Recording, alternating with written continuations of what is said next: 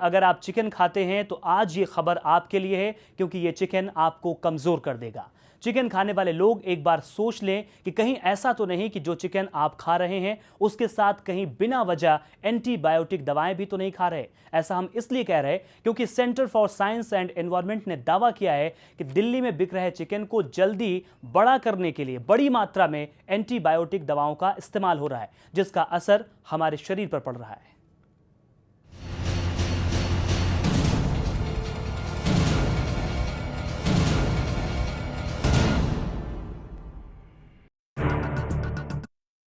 कमाने के लिए पोल्ट्री फार्म में पहले ही दिन से चिकन को एंटीबायोटिक्स देना शुरू कर दिया जाता है। भारत में इनका इस्तेमाल बिना किसी रोक टोक के धड़ल्ले से हो रहा है, जबकि यूरोपियन देशों में जानवरों को एंटीबायोटिक्स दिए जाने पर पूरी तरह से रोक है।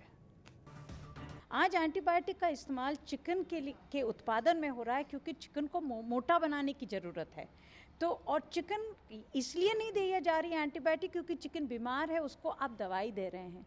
और ये सोच के नहीं कोई इस्तेमाल कर रहा है कि अगर आप चिकन को इतनी एंटीबायोटिक खिलाएंगे तो उस चिकन के अंदर जो एंटीबायोटिक है वो हमारे शरीर में जाएगी, और कल जब हमें दवाइयाँ दी जाएंगी, एंटीबायोटिक दी जाएगी क्योंकि हम बीमार हैं, तो वो दवाई हमारे ऊपर काम नहीं करेगी, एंटीबायोटिक काम नहीं करेगी, और वो जानलेवा भी हो सकती है।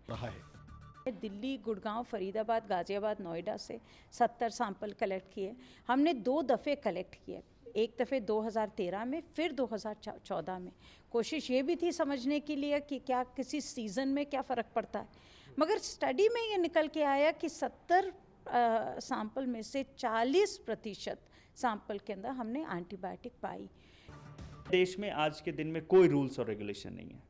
आप जहां से चाहें एंटीबायोटिक खरीद सकते हैं, आप जितना चाहें एंटीबायोटिक मुर्गे को खिला सकते हैं।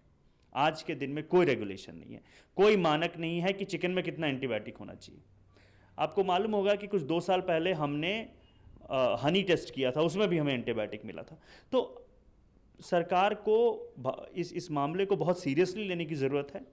एंटीबायोटिक्स हम इस तरह से खाने में यूज़ नहीं कर सकते। नए मानक लाने की ज़रूरत है, नए पॉलिसी लाने की ज़रूरत है।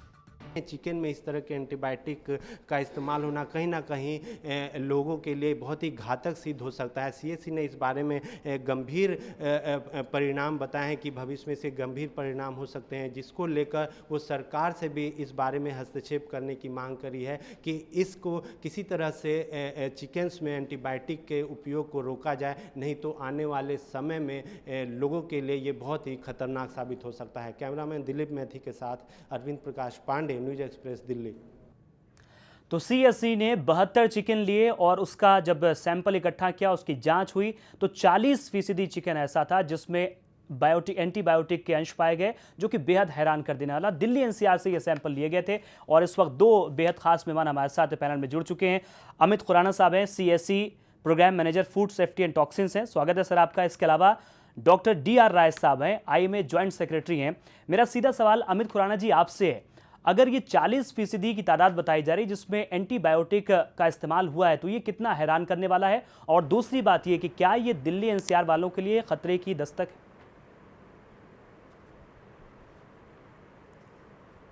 इसमें 2 बातें हैं समझने वाली कि 40%, 30%, 50%, 60%, ये सिर्फ एक अंदाज़ है इस बात का कि कितना अनरेगुलेटेड और कितने लार्ज स्केल पे एंटीबायोटिक यूज़ हो रहा है।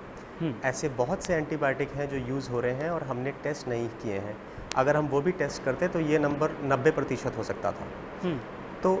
तो ये समझने की ज़रूरत है कि यूज़ हो रहा है ऐसा एंटीबायोटिक बहुत ज़्यादा मात्रा में, बहुत अनरेगुलेटेड तरीके से, और बहुत सारे एंटीबायोटिक्स। और दूसरी बात आपने कही दिल्ली एनसीआर, तो ये दिल्ली एनसीआर तो हमने रिज़ल्ट यहाँ से सैंपल लिया है जी, मगर हमें पता है कि दिल्ली में सिर्फ दिल्ली से चिकन नहीं आता, हरियाणा से आता है और भी जगह से आता है। और जो हमें इंडस्ट्री जब हमने समझी और जब हमने प्रैक्टिसेस समझी जाके, तो ये तो काफ़ी चांस है कि ये सेम टू सेम पूरे इंडिया में चल रहा है। तो सिर्फ दिल्ली एनसीआर बिल्कुल सिर्फ दिल्ली एनसीआर तक ही ये सीमा नहीं महदूद है, बल्कि देश भर के कई हिस्से में एंटीबायोटिक्स इसका मतलब इस्तेमाल किए जा रहे हैं चिकन में। ये बहुत हैरान करने वाली सीएससी की रिपोर्ट है। हमारे साथ डॉक्टर DR राय साहब हैं, आईएमए के ज्वाइंट सेक्रेटरी हैं। DR राय साहब, अगर ये कहा जा रहा है कि आम इंसान को, हमें और आपको ज़रूरत पड़ती है एंटीबायोटिक्स लेने के लिए तो उसके लिए डॉक्टर की प्रिस्क्रिप्शन की जरूरत होती है, लेकिन पशुओं को अगर एंटीबायोटिक खरीदना है उनके लिए तो उसके लिए कोई प्रिस्क्रिप्शन, कोई पर्चे की जरूरत नहीं होती। ये कानून में बदलाव क्यों नहीं होना चाहिए? मैं आपका ध्यान इस तरफ जरूर लाऊंगा। आपने कहा कि इंसान को प्रिस्क्रिप्शन की जरूरत पड़ती है, तो मेरे देश के अंदर तो इंसान की दवाइयों के लिए भी किसी प्रिस्क्रिप्शन की जरूरत नहीं पड़ती। आप जाइए दवाइयां खरीद के ले आइए, कोई नहीं पूछने वाला है आपको।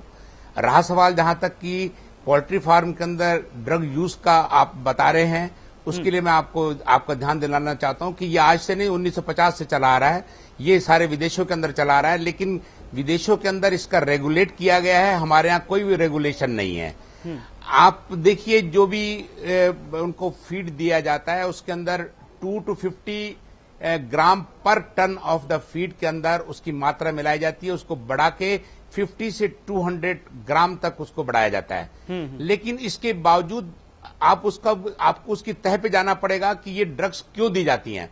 ये ड्रग्स जो है इसके 3 मेन इश्यूज हैं। एक तो प्रिवेंटिव के लिए दी जाती हैं, एक थेरेपेटिक दी जाती हैं और एक उसकी ग्रोथ के लिए जाती हैं। ठीक है, हमारे देश के अंदर उसका मिसयूज बहुत ज्यादा हो रहा है। साहब, आपसे हमें ये रेगुलेशन भी की समझना जरूरत है। चाहेंगे कि किस हद तक कुछ दवाएं हैं जो कि दी जा सकती हैं जानवरों को, और दूसरी तरफ हम सीएससी की तरफ से भी ये समझना चाहेंगे, जो अमित खुराना हमारे साथ जुड़े हुए हैं उनसे भी, कि ये किस तरीके का आधार है और कैसे ये तय किया जाता है कि कितनी मात्रा में एंटीबायोटिक्स इस्तेमाल हो रही है और वो कितनी घातक हैं।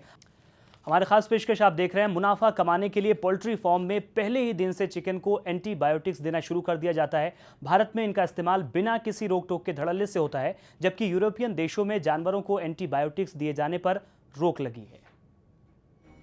जरा अंदाजा लगाइए कि अगर किसी के शरीर में एंटीबायोटिक्स का असर होना बंद हो जाए तो क्या हो सकता है। हम आपको बताते हैं कि अगर शरीर पर एंटीबायोटिक्स का असर ना हो तो एक छोटी सी बीमारी कभी ठीक नहीं होगी। एक छोटे से एक्सीडेंट में जान भी जा सकती है, क्योंकि हो सकता है कि उसे जो दवाई दी जा रही है उसका असर शरीर पर होगा ही नहीं। यानी हमारे देश में इंसान के जान से कितना बड़ा खिलवाड़ हो रहा है। हम अलाउ नहीं कर सकते एंटीबायोटिक को चिकन में ग्रोथ प्रमोशन की तरह। आप ये समझने की बहुत ज़रूरत है कि एंटीबायोटिक एक तरह से एसेंशियल ड्रग है। छोटी से लेकर बड़े से बड़े बीमारियों के लिए एंटीबायोटिक का यूज़ होता है।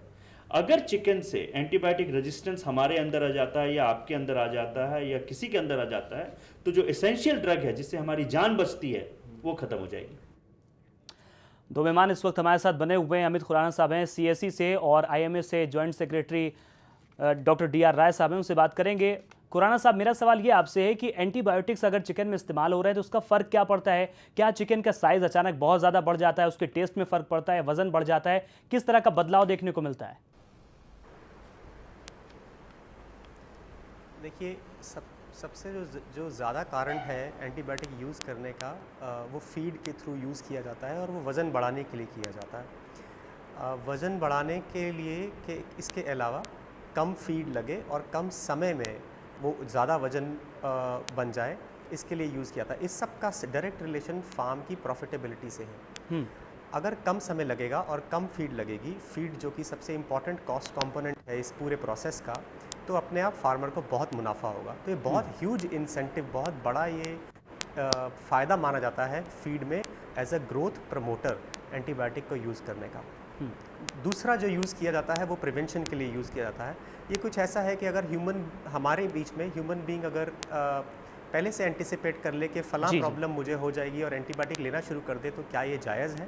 तो ये ठीक नहीं है। यही बात हम डॉक्टर डीआर राय साहब से समझना चाहेंगे। डॉक्टर डीआर राय साहब, क्या इसके लिए भी कोई रोक टोक के लिए भी कोई कानून बना हुआ है कि कौन लोग हैं जो एंटीबायोटिक इस्तेमाल कर सकते हैं, या अगर पोल्ट्री के लोग हैं एंटीबायोटिक इस्तेमाल कर सकते हैं तो कितनी मात्रा में, कौन सी दवा है जो कि अपने पोल्ट्री फार्म के लिए वो इस्तेमाल कर सकते हैं? देखिए, रूल्स तो हर चीज के बने हुए हैं, हम उनको यूज में नहीं लेते, हम उनको फॉलो नहीं करते। इस सब इसकी जिम्मेदारी किसकी फॉलो कराने की डीआर राय किया गया, यहाँ नहीं इवन की यूरोप, ये हमारी जिम्मेदारी रेगुलेटर्स की है, गवर्नमेंट की है। आज देखिए, आज आप मेरे को बता रहे हैं कि चिकन भी आपके उसमें एंटीबायोटिक्स है, रेजिस्टेंस डेवलप होगा। आज से एक हफ्ता पहले आप बता रहे थे कि सब्जियों के अंदर ऑक्सीटोसिन डाला जा रहा है, सब्जियों को इस प्रकार से बढ़ाया जा रहा है, सब्जियों को धोया जाता है केमिकल से जो आपके अंदर कार्सिनोजन है। आप ये बताइए कि हम अपनी जनता को क्या मैसेज दे रहे हैं कि तुम ये भी खाना छोड़ दो, ये भी खाना छोड़ दो, ये भी खाना छोड़ दो। लेकिन ये तो ये रिपोर्ट के हवाले से जो खबरें आ रही है और जो रिपोर्ट ला रहे हैं उसके आधार पर डॉक्टर डीआर राय साहब ये बातें की जा रही हैं।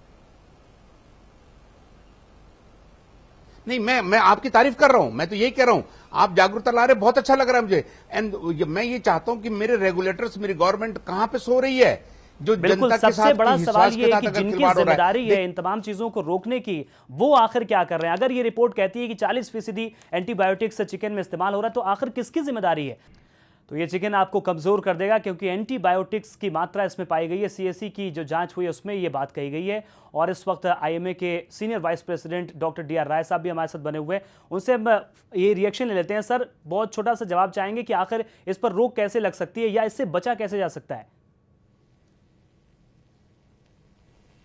देखिए, मैंने पहले भी कहा कि ये तो रेगुलेटर, देखिए जो परमिसिबल नॉर्मल जो ड्रग के लिए जो एलो है कुछ किया गया है, जो डॉक्यूमेंटेड है, 2 से 50 ग्राम पर टन ऑफ फीड, 1 टन के अंदर 2 से 50 ग्राम तक की आप एंटीबायोटिक दे सकते हो, जो कि सब थेरेपेटिक उसको प्रिवेंशन है। क्योंकि जो भी जितनी पोल्ट्री फार्म्स हैं वहां पर भी कई गंदगियां होती हैं, वहां पर पानी वाटरबोर्न डिजीज हो सकती है, तो उसको कंट्रोल करने के लिए इस प्रकार के कहा गया है। लेकिन ठीक है सर, हम उम्मीद करते हैं कि जो भी रूल रेगुलेशन है उसको फॉलो करवाने की जिनकी जिम्मेदारी है, वो संस्थाएं अपनी जिम्मेदारी पर काम करेंगी। डॉक्टर अमित खुराना साहब आपका और डॉक्टर डी आर राय साहब आपका, आप दोनों का बहुत शुक्रिया।